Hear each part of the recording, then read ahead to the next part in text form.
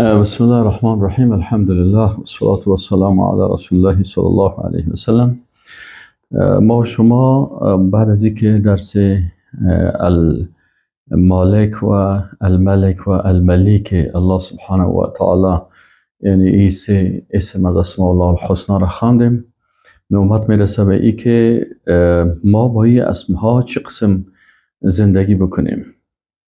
خب اول چون الله سبحانه و تعالی مالک دنیا و آخرت است، ما و شما این قسم زندگی میکنیم که این مال که ما فعلا داریم، یا مثلا اگر لباس داریم یا پول در جیب خود داریم یا مال داریم یا کسی خانه داره یا موتر یا زندگی، مالک حقیقی از اینا الله سبحانه و تعالی هست و ما فقط مالک مجازی هستیم به شکل موقتی. همین مالها پیش ما هست، نباید با این مال که چند روز موقت پیش ما هست در این مغرور شویم، چون مالک همه، مالک آسمان ها، مالک زمین، مالک من، مالک چشم ما و مالک دست ما و مالک قلب ما، این کلش امانت های الله هست پیش ما.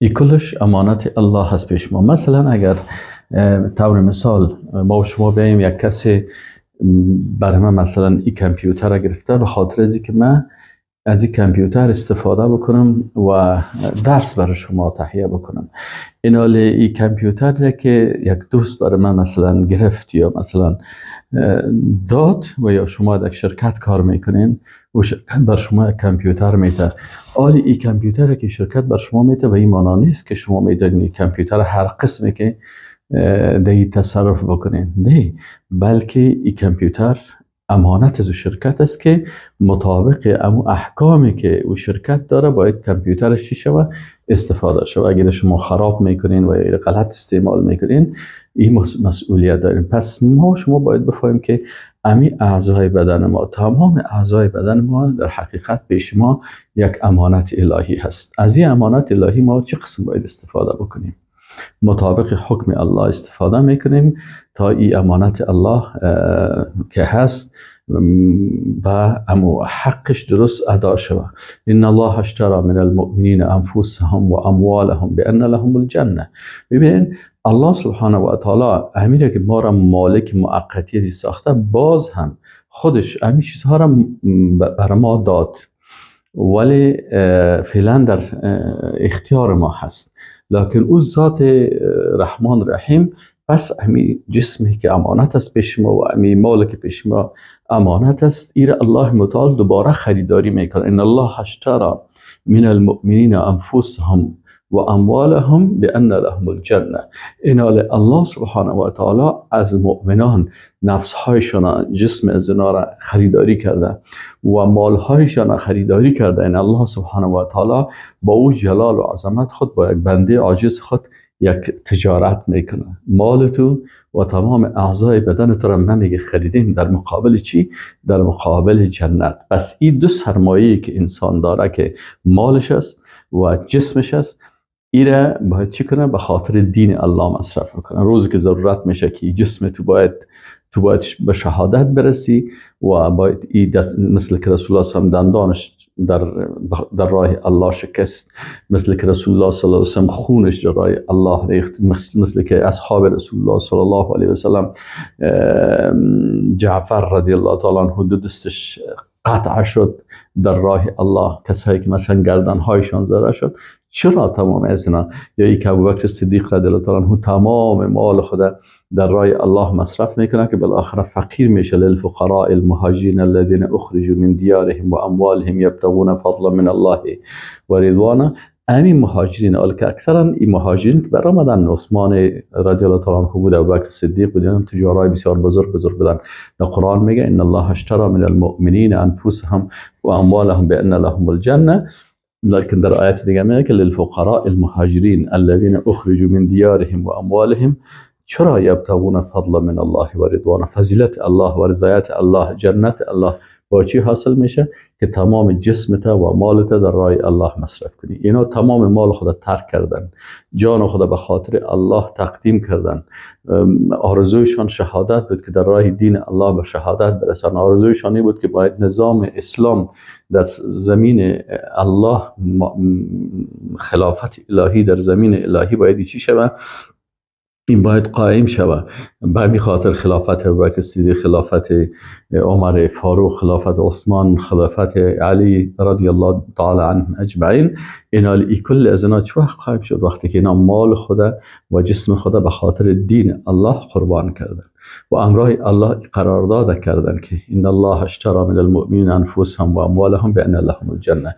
پس گپ سر از این هست که انسان وقتی که جهاد میکنه و در راه الله به شهادت میرسه و به خاطر اقامه نظام اسلامی و خلافت اسلامی و تطبیق شریعت اسلامی، اصحاب رسول الله صلی الله علیه و سلم تا روز قیامت مسلمان ها به خاطر از مال خدا و جان خدا قربان میکنن، چی هست؟ در مقابلش الله برشان جنت اونجا آماده ساخته. این حال ما فهمیدیم که مالک از دنیا کی است؟ الله هست. و مالک آخرت کی است؟ الله هست. مالک میزان، مالک حساب، مالک جزا، مالک همه از اینا کلش الله سبحانه و تعالی است. بنابراین نباید به این مال چند روزه دنیوی مغرور شویم، بلکه بفهمیم که مالک حقیقی در حقیقت مالک هر چی الله است. این امانت چند روز در نزد ماست. خب و آنچه که در دنیا و آخرت است، این فهمیدیم که متصرف در این کائنات کی هست؟ اصل متصرفی که شب روز میسازه، روز شب میسازه، برای ما زندگی میده، زندگی ما ختم میشه. مثلا من نفهم 5 دقیقه بعد آیا ما زنده هستیم یا نیستیم. این حالی کلش چی است؟ مالک متصرف در وجود ما و مالک متصرف در تمام این کائنات الله سبحانه و تعالی است. و نشان میده الله سبحانه و تعالی قدرت خدا و عظمت خدا و تصرف خدا. یک زلزله در یک منطقه میشه، ببینید که به میلیون ها انسان از بین هزارها و هزار نفرها با تعمیرهای بلند و با امکانات بسیار بلند و حتی شاید با عیاشی و با گناه و با شراب و با رقص و با زنا و با چیزا و تصور بکنن که ما دیگه نمیدیم این دنیا هستیم. لکن مالک متصرف اصلی ازی الله هست و الله اگر خواسته باشد در یک لحظه اذا اراد شیئا ان یقول له کن فیکون. دیگه بناء ما و شما باید بفهمیم مالک متصرف دی الله هست. نه پیغمبر تصرف کرده میتونن، نه ملائکه تصرف کرده میتونن، نه جن تصرف کرده میتونن، نه اولیاء الله تصرف کرده میتونن. مالک تمام مالک متصرف ازی الله هست. مالک دنیا و آخرت. این حال الله هست که یقلب اللیل و النهار، شب و روز تغییر میده. الله هست که سخر الشمس و القمر، آفتاب و مهتاب مسخر ساخته. این حال مالک متصرف در تمام از اینا الله هست. این حال بعضی کسا هست میگه اینی کبوتر فلانی کفتر است، اینی مرا میتونه بکشه، اینی مرغ میتونه مرا بکشه، ولی اینی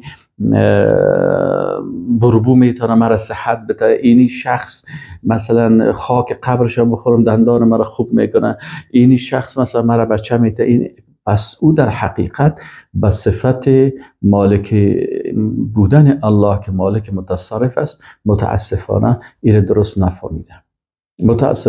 نفهمیده و کسی برش یا غلط فهمونده یا خودش درست نفهمیده یا تفکر نکرده. ولی اگر بفهمیم که مالک دنیا و آخرت الله هست و مالک متصرف دنیا و آخرت الله هست، بنده نمیتونم، من برای کس شفا داده نمیتونم. یک کس میگه که ببره من مثلا من برادر ابراهیم علیه السلام برای ما معرفی میکنه که و اذا مرضت من که مریض شوم که پیغمبر الله هستم، ولی الله هست. ابراهیم علیه السلام خودش پیغمبر الله هست، فرزندایش، اولادایش، نواسایش، کواسایش، حتی آخرین نواسایش که مثلا رسول الله صلی الله علیه و سلم است و دیگه اولادهای رسول الله صلی الله علیه و سلم، مثلا اینا رو ببینین نبیین، صدیقین، شهدا، صالحین، در اولادی ازی چه قضیات هستند، چقدر نبیین و صدیقین و شهدا و صالحین در اولادی ابراهیم علیه السلام است و خودش چی مقامی داره. با وجود از این همه که مالک متصرف الله هست، شفا دهنده الله هست. و اذا مرضت فهو یشفی، یطعمنی و یسقین. او مرا طعام میده، او مرا آب میده، او مرا سیراب میسازه. و اذا مرضت، وقتی که من مریض شوم، فهو یشفی. این هست فهمیدن درست مالک متصرف، اسم مالک الله سبحانه و تعالی. مالک حکم قضا هست، فهمیدیم که حکم کی میکنه؟ الله میکنه.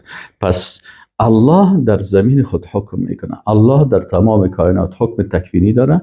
بنابراین ما عقیده داریم که حکم تکوینی الله بالای زمین، آسمان، کوها، دریاها، سیارات، نظام شمسی، بالای تمام از اینا حکم الله نافذ است و ما با چشم خود میبینیم.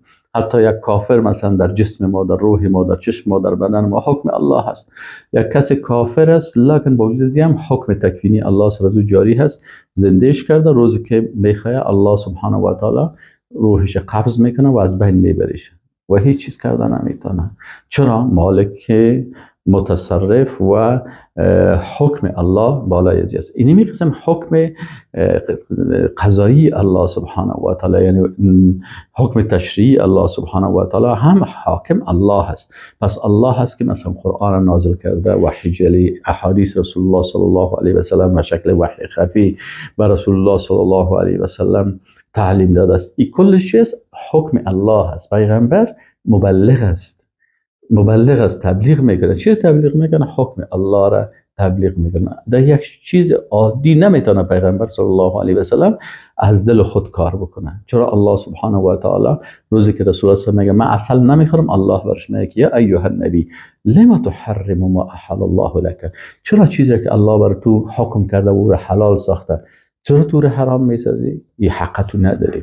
بنابراین وقتی حاکم الله هست، حکم کننده الله هست، ما باید حکم الله سبحانه و تعالی را بالای خود تطبیق بکنیم و الله را حاکم خود بدانیم که برای ما حکم میکنه. این حال اگر کسی مثلا حکم پارلمان قبول میکنه، حکم انگلیس قبول میکنه، حکم امریکایی را قبول میکنه، حکم یهود و نصارا را قبول میکنه، احکامی که ضد شریعت الله هست او را حاکم خود قرار داده. بنابراین اینجا در صفت حاکم و حکم الله و مالک الله این مشکل پیدا کرده. الله را درست نشناخته و یا شناخته قبول نداره. چرا؟ اگر قبول داری پس الله مالک دنیا و آخرت الله هست، حکم دنیا و آخرت مالک حکم هم الله هست، مالک فیصله هم الله هست. پس این را فهمیدیم. دیگه با این شکل زندگی میکنیم. حکم یکی کسی، یک کسی میگه که بی حکم مرد یک برش میم ببخشی من می حکم تو را قبول کرده نمیتونم. چرا؟ به خاطر ازی که من عقیدیم است اگر حکم تو را قبول بکنم از دایره ایمان خارج میشم. دیگه فهمیدیم که الله هست که مالکیت برای هر کسی بخواد الله مالکیت میده. مثلا برای یکی یک چیز میده، برای یک کسی دیگه چیز دیگه میده. پس این هم مربوط به کی میشه؟ مربوط به الله سبحانه و تعالی میشه. این حال الله هست مثلا برای یکی خانه داده، برای یکی نداده. ما به قضا و قدر و فیصله الهی تسلیم هستیم. یک نفر بسیار عقل داره، بسیار عقل داره، لکن با وجود این عقل خود این مال نداره. الله مالک است، برای یک کسی عقل خوب میده، برای یک کسی علم خوب میده، برای یک کسی ایمان خوب میده، برای یک کسی مال میده، برای هر کس هر چیز میده. کل چیز برای یک نفر نمیده. این حال به بهترین دوستای خود الله چی داده؟ که پیغمبر بودن عقیده توحید داده. این حال به رسول الله صلی الله علیه و سلم الله سبحانه و تعالی به رسول الله صلی قصر داد، تعمیرها داد، زمینها داد، ایداد به رسول الله صلی الله علیه و سلم کلام خدا داد که این کتاب توحید است. این بهترین نعمت خدا الله سبحانه و تعالی برای ذات. این حال کسی که حکم قرآن قبول میکنه و با قرآن زندگی میکنه بهترین نعمت الله برای نصیب کرده، توفیق دادش که از قرآن و سنت استفاده بکنه. بسیاری کساس بسیار علمیت داره، بسیار دانش داره، بسیار فهمیده هست، بسیار معلومات داره، لکن توفیق الله برش نداده که حکم الله را سر خود تطبیق بکنه. با اونم عقل خود، با نفس خود، با خواسته های خود، با تعصب خود، با قوم پرستی خود زندگی میکنه. پس اگر ما با مالک الله که مالک است با امرای زو مثلا با حکم زو زندگی میکنیم، با این نام زندگی میکنیم، اما تو با قرآن زندگی میکنیم، با احکام الله زندگی میکنیم. همین قسم اسم الملک الله را فهمیدیم که هم یکی از اسماء الله الحسنا هست. با اسم ملک ملك الناس، اله الناس، قل اعوذ برب الناس، ملک الناس، یعنی حکم فرما و حکم روای مردم. اینال او الله سبحانه و تعالی که صاحب ملک هست، یعنی ملک دنیا و آخرت، یعنی حکم دنیا و آخرت و حکم روایی دنیا و آخرت مربوط الله سبحانه و تعالی هست. اصل حکم کننده و حکم روا الله سبحانه و تعالی هست. پس همیشه ما تسلیم به حکم الله سبحانه و تعالی باشیم که به خاطر که اصل حکم روای ما الله سبحانه و تعالی است. از دنیا هست، از آخرت هست و همچنان متصرف است در تمام از اینا و حکم کننده هست و امی پادشاهی و قدرت هم برای بعضی آمیته، برای بعضی آمیته و از بعضی آمیره. این مربوط الله سبحانه و تعالی میشن. خب دیگه فهمیدیم که از صفات الله سبحانه و تعالی الملیک است. وقتی که فهمیدیم الملیک است، فهمیدیم که این الملیک هم دلالت به امی المالک و الملک میگه، یعنی هم به دلالت به آنچه که مالک است. یعنی وقتی که میگیم الله سبحانه و تعالی ملیک است، یعنی مالک صاحب دنیا و آخرت است و حکم روای دنیا و آخرت است، مالک متصرف دنیا و آخرت است، او حکم روا هست هم در دنیا و هم در آخرت. اینال این صیغه مبالغه هست. اینال به این معنا که الله سبحانه و تعالی همه از اینا را، هر قدر مخلوقات به هر کمیتی که است، مالک و صاحب و حکم روای از اون الله هست.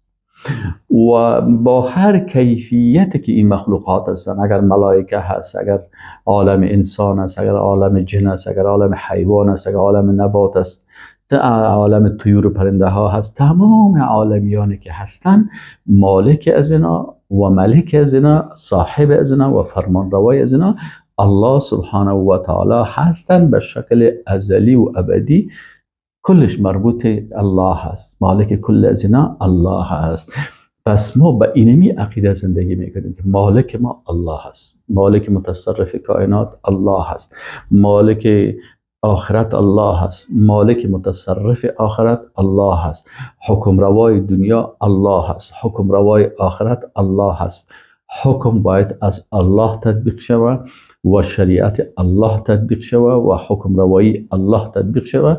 اگر کسی قرآن و سنت قبول داره، صفت مالک هم قبول کرده، صفت ملک هم قبول کرده و صفت الملیک هم قبول کرده.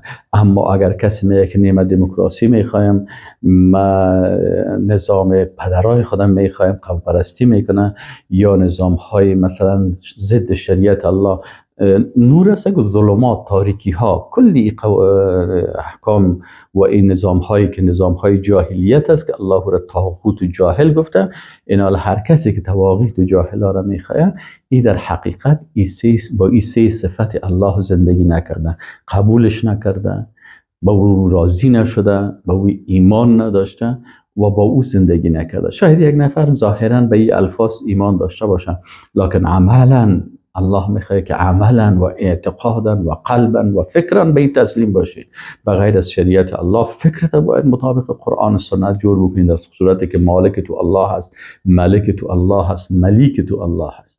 وقتی که مالک و ملک و ملیک ما الله هست، پس الله هست که برای ما حکم خدا بیان کرده، ما تسلیم حکم الله سبحانه و تعالی هستیم و مطابق از زندگی میکنیم. اتنی که بر زبانت حمد گو یا در دلت پیدا صنم، ای به باطن کافر و ظاهر مسلمانی چوسود. یک کسی ظاهر میگه من قرآن قبول دارم و تمام احکام الله را قبول دارم و در حرکات نماز مالک یوم الدین میخوانم و ملک یوم الدین میخوانم و ملکم قبول دارم، مالکم قبول دارم، لکن عملا بر زبانش میگه، لکن در دلش لکن دست خدا سرزمی قرآن میمانه که به قانون انگلیس قبول دارم، سرزمی قرآن دست میمانه که من قانون امریکا را قبول دارم، سرزمی قرآن دست میمانه چه قسم. فما یک فرم طاغوت، قرآن میگه تو چه قسم به این کافر شو، به این قسم یاد میکنه که دست خدا سر قرآن مانیم، قسم میخوره به خالق خود که من قانون شما را قبول دارم، برای ما تابعیت بتین، برای مطابق امو سیتیزن یا شهروند خود قبول بکنین. اینجا یک مشکل پیدا میشه، مشکل اعتقادی. مشکل اعتقادی چی هست؟ که بر زبانت میگی که من قرآن قبول دارم، لکن همون کافر میفهمه که تو باید سر قرآن بزبانی و بگویی من حکم طاغوت قبول دارم. هر قانونی که ضد شریعت الله هست و حکم چی است؟ حکم طاغوت است، حکم جاهلیت است. اف حکم الجاهلیت یبغون، کسی که حکم قرآن قبول نکرد، الله میگه حکم جاهلیت میخواین. چی؟ جاهلیت کلاسیک قدیمی باشه و یا جاهلیت مدرن باشه. چی پارلمان کلاسیک باشه به نام دارالندوه و چی طاغوت قدیمی باشه به نام دارالندوه و یا چی هم مجلس طاغوتی معاصر باشه به نام کانگرس و به نام ملل متحد و به نام حقوق بشر و به نام پارلمان، به نام از چیزا. هر کدام از این که ضد کتاب الله و سنت رسول الله صلی الله علیه و سلم بود، این جاهلیت است و طاغوت است. و کسی که او را قبول میکنه، باز اگر میگه که من الله را من حیث مالک و ملک و ملیک خود قبول کردیم، باز در اینجا دروغ میگه. ظاهرا یک چیز میگه لکن قلبش اینجا در ظاهر قرآن میخوانم، مسلمان هستم، لکن عملا و تطبیقا و قانونا و فکرا برای این هستم که این قانون سر خود تطبیق میکنم و این را قبول دارم. الله میگه این دشمن الله سیر دوستت نگی، این میخیزه اونجا میگه که نه شما دوستای من هستید. الله میگه که مثلا در بین از این کفار زندگی نکو، کوشش در بین مسلمان ها زندگی بکنیم. این میره میگه نه من در بین زمین کافرها زندگی میکنم. الله میگه به امرای کافرها محبت نکو، این میگه من محبت به امرای زمین میکنم. اینا چطور شده میتونه که مثلا هم یک نفر بگه من شریعت الله را قبول دارم و هم قانون طاغوت قبول دارم، اردوی ازی با هم جمع میشه؟ ابدا جمع نمیشه. پس الله متعال ما و شما را توفیق بده که صفات الله را بفهمیم، بشناسیم و مطابق از اینا زندگی بکنیم. و السلام علیکم و رحمت الله و برکاته.